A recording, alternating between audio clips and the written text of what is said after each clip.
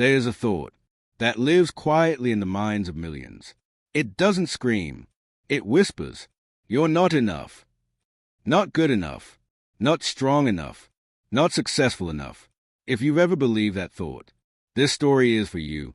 No one is born feeling not enough. That belief is taught.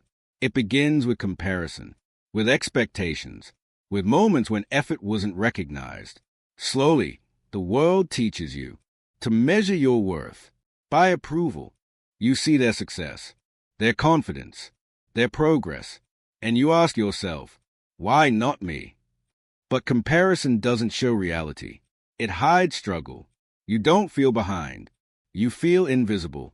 The loudest critic is not the world. It's your own mind. It reminds you of every mistake, every failure, every moment you fell short, and you stop believing that those moments define you. They don't. You tried, and it didn't work. So you didn't just question the attempt. You questioned yourself. But failure doesn't mean you're not enough. It means you had courage, and courage is rare. People see your smile. They don't see the nights you fought yourself. They see your calm. They don't see the storms you survived. And because no one sees the struggle, you assume it doesn't matter. It does. At some point, you accepted a lie, that my worth depends on my results. But listen carefully. Your value was never earned. It was given. You were enough before achievements, before approval, before success. One day, something shifts. Not your life, not your circumstances, your perspective.